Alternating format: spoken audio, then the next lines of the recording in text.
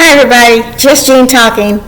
I'm a registered nurse and maternal child health and family planning nurse practitioner.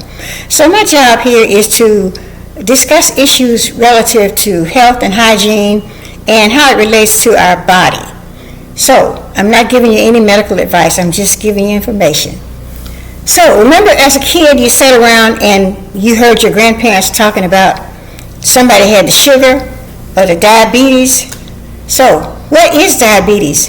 Diabetes is simply an elevated level of glucose in the bloodstream, and it cannot be cleared out of there without some sort of intervention. So when we're born, we have a gland called the pancreas, and the job of the pancreas is to manufacture and secrete a hormone called insulin. A hormone is simply a messenger. So, as I told you, when we eat our food, it goes down the esophagus into the stomach, the small intestine, and it is absorbed in the small intestine. So the fat, the carbs, the proteins, everything is absorbed. So now we got the nutrients that have been manufactured in the small intestine. And you got glucose that's floating along the bloodstream, and it's trying to get into the cells where it will do its job of making energy. So the situation is that the cells all have doors, and the doors are all locked. So nothing can happen unless there's an intervention. So in a normal situation, we eat our food, the sugar is floating in our bloodstream, a message goes up to the pancreas, hey, send us down some help. There's elevated glucose down here. Pancreas says okay, it sends some guys down there. They got keys, they open up doors.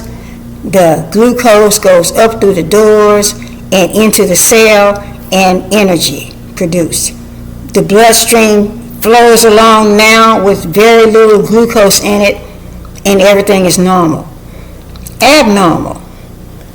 Bloodstream floating along, glucose floating in, they want to get into the cells. They send a message up to the pancreas and say, hey, we need some help down here. We got elevated blood sugar. Pancreas says, okay, man, I got some people on the way. The people come down with the keys, and they try to get up there to the doors to unlock it, but it's a bunch of fat boys laying around, and the doors are blocked. They cannot get the keys up to the door to open it so that the glucose can go into the cells. So, what are they going to do? You got all this sugar floating in the bloodstream. You got the pancreas doing its job. It sent the insulin down. They got plenty of keys down there, but the keys, for some reason, there's resistance. Somebody up in there saying, we're not letting nobody in. So what's going to have to happen? This person's going to have some medication to get this key to work in these doors, to let that insulin in. That's type 2 diabetes. Another situation. Got the pancreas up there, and you got the glucose coming in, the signal goes up to the pancreas, send us some help down here. Pancreas is laying down on the job, ain't doing jack, ain't producing nothing, nobody. So, you got the situation where you got to get somebody with some keys to open these doors, because you got all this blood sugar floating through here. We got to get some help. So what's going to happen? This person is going to have an outside intervention, insulin shots, insulin pump, some of that stuff. So now that you got the insulin coming in from the person who's doing it by hand, now it goes down, says, okay, we're here, we're going to open the doors, and you all can go ahead and go on up into the cell. Situation solved. What happened if this person who's taking this insulin, managing this on his own, what if he takes too much insulin? Now you got doors opening everywhere, and you got all kind of sugar running up into the cell, and Now, you got a situation where you hardly have any sugar in the blood. This person is weak. So what we're going to have to do to get some sugar in there real fast, y'all know the answer. A glass of orange juice. Okay. What if the person doesn't take enough insulin? What if they don't take enough, or in the case where we introduce medication to help get those doors open, what if they didn't take that medication? Now you still got a situation of doors being locked and lots of sugar in the bloodstream. This sugar builds and builds and builds because it can't get through the door. It builds like 900, 1100, 1300 blood sugar way up there. Only should be like 100, no more than 100. But it's way up there. This person can go into a coma and actually die. So it's a very tricky situation. People who are on these medications, they have to do what they're supposed to do. Otherwise, you can throw this whole boondoggle off.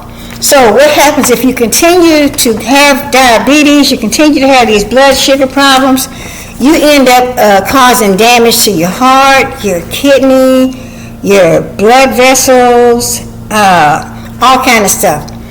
How can you help avoid that type 2 where you got them lazy boys laying around?